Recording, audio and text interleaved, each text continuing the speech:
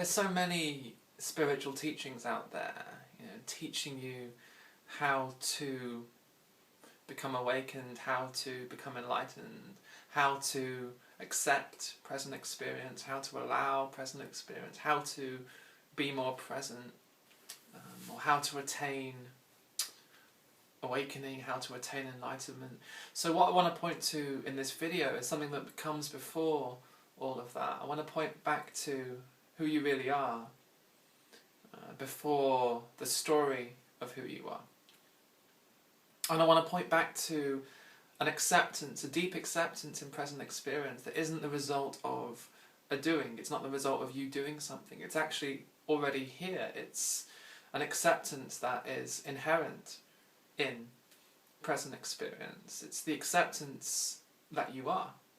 What you are is acceptance. What you are is not a separate person. What you are is not the story of your life, the story of your past and your future, your achievements, your attainments, your future plans. All of that appears, of course.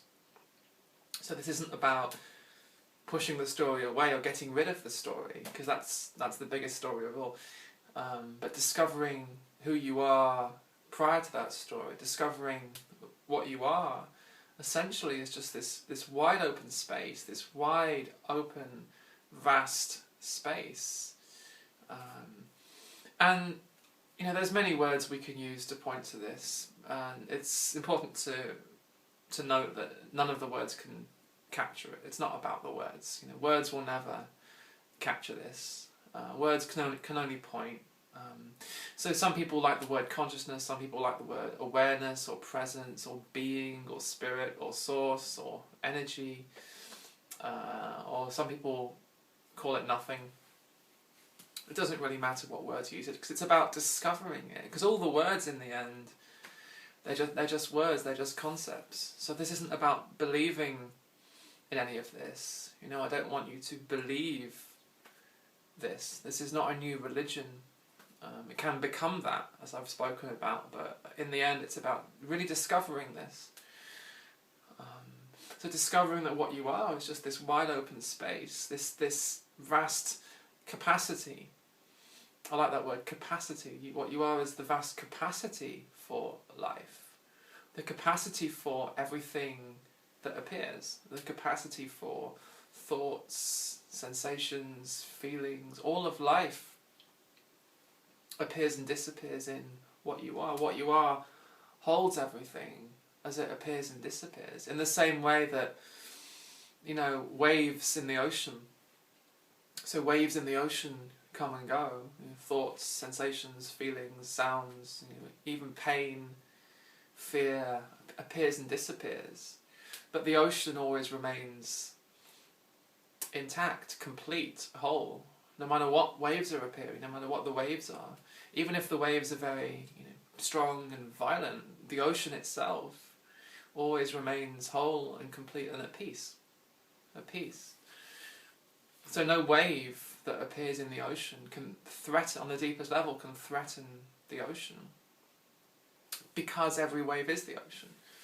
The ocean is all of the waves. There's that inseparability between the ocean and the waves. Then, of course, in the end, you can't even talk about ocean and waves, but it might be a helpful pointer. So, what you are is simply holds all of these waves as they appear and disappear. Thoughts come and go, sensations come and go, feelings come and go, and what you are embraces all of that. So, on the deepest level, you could say what you are accepts everything that appears. Every thought, every sensation, every feeling. If it's appearing, and this goes right to the core of this message. If it's appearing in present experience, it's already been allowed in. It's already been allowed in by what you are, by the ocean. If it's appearing in present experience, what you are has already said yes to it.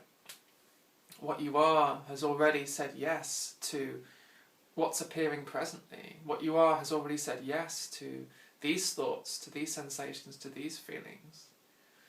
What you are And this is just a way of pointing to it. What you are has already given permission. What you are has already given permission for this moment to be as it is.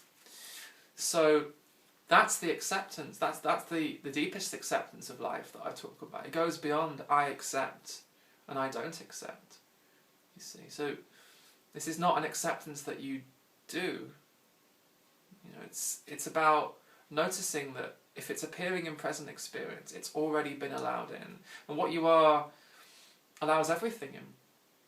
So even if what's appearing now is pain or fear or grief or it could be anything, frustration, discomfort or hurt of any kind. If it's appearing in present experience, it's already been allowed in. What you are has already allowed it in. It allows everything in. It's I speak of it sometimes as unconditional. It's unconditional acceptance. It's an unconditional acceptance. So growing up, we pick up so many concepts and ideas and theories and beliefs, from parents, from teachers, even from spiritual teachers, and we pick up all these ideas about what's right, what's wrong, what's good, what's bad, what's good and what's evil, what's healthy, what's unhealthy, what's positive and what's negative. A lot of people use those words these days, positive and negative. So we learn that we learn that fear is negative or sadness is negative, and so when those waves appear in our present experience, we try to escape them. So we've labelled them as negative, and we try to escape them and reach something called the positive, which we've learnt about, the opposite of the negative. So it's like we're always trying to run away from those parts of our present experience that we don't want, or that we don't like, or that we call negative. So it's like we're always trying to escape present experience, and that's simply because on the deeper level we don't recognise that what's appearing in this moment has already been allowed, has already been accepted.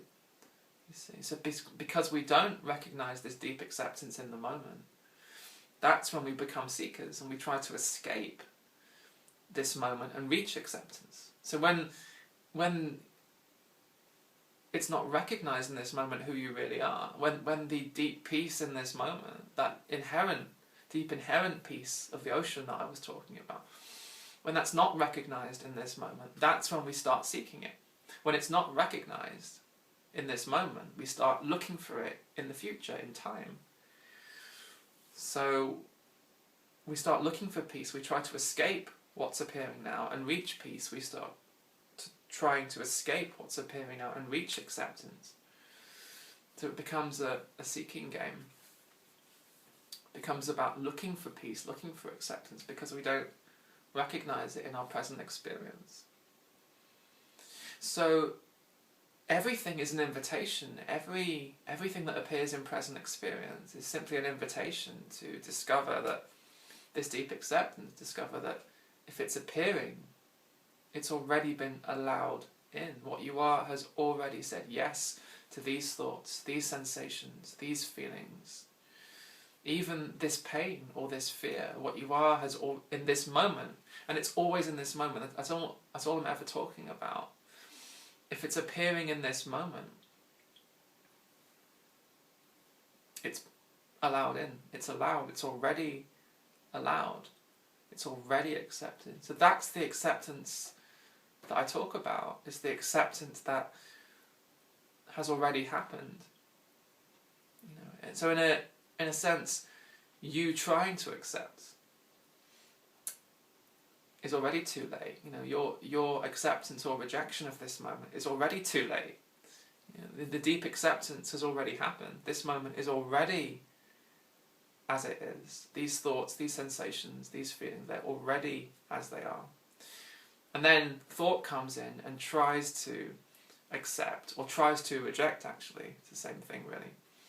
And often, the reason that we try to accept this moment, so the reason that we try to accept, for example, pain, or we try to accept fear, is because secretly we hope that if we accept it, it will go away.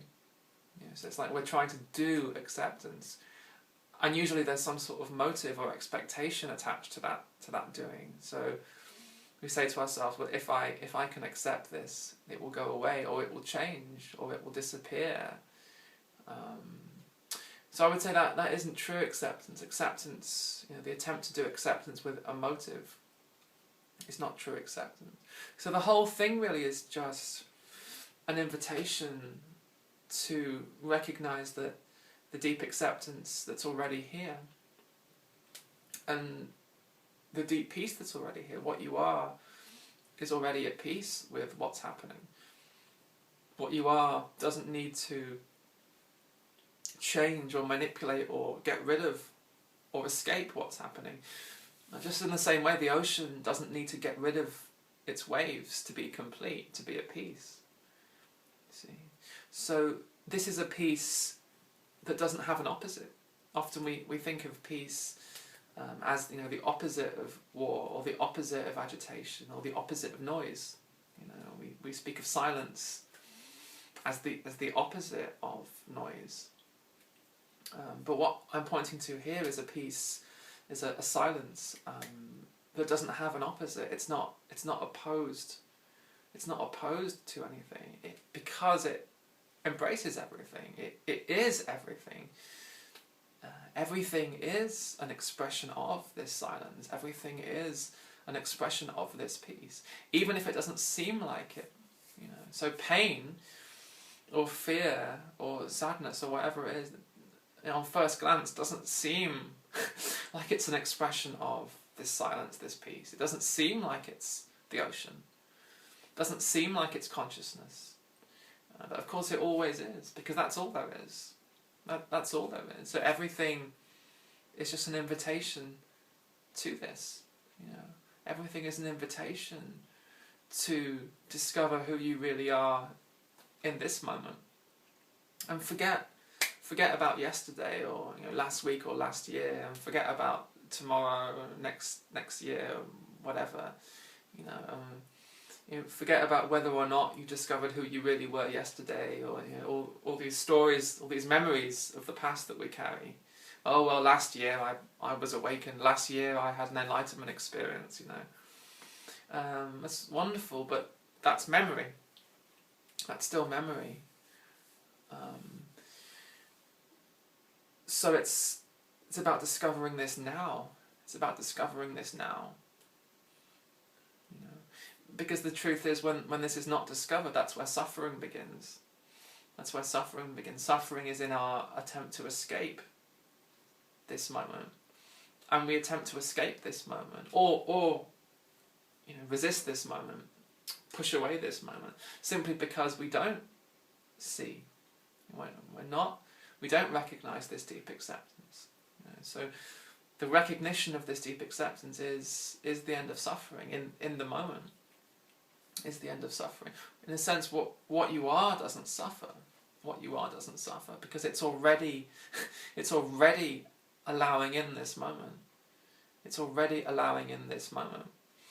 So on that level, a lot of these spiritual teachings talk about, they say that there is no choice. So that we can see here that, this is really true. There's no choice in the sense that you don't have a choice over what's allowed in to this moment. You don't have a choice in that matter. And so much of our suffering comes from that. We want to be in control. We want to feel as though we're in control of this moment. We want to be in control of what appears in present experience. It's like we want to stand at the gate of present experience. We want to say, yes, this wave is allowed in, and this wave's not allowed in. So we want to say, oh yes, happiness, you can come in, but sadness, you're not allowed in. Or joy, you're allowed to come in. Peace, you're allowed to come in. But no, fear, you're not allowed in. And pain, you're not allowed in. And sadness, you're not allowed in. Discomfort, you're not allowed in. So it's like we try so desperately to be in control, to be wave managers, you could say. We try to be wave managers. But in the end, we don't get a choice, you see, because this moment, it's already been allowed in. These thoughts, these sensations, these feelings, they've already been allowed in. Life doesn't, in a sense, life doesn't ask your permission. sadness, fear, pain, whatever, they don't ask your permission. They don't say, excuse me, can I come in today? And you say yes or no. In a way, that's what the mind wants. That's what the seeker wants. The seeker wants to be in control. The seeker wants to play God, you could say. So there's a real humility, actually, in the recognition that there is no choice. There is no choice in what appears.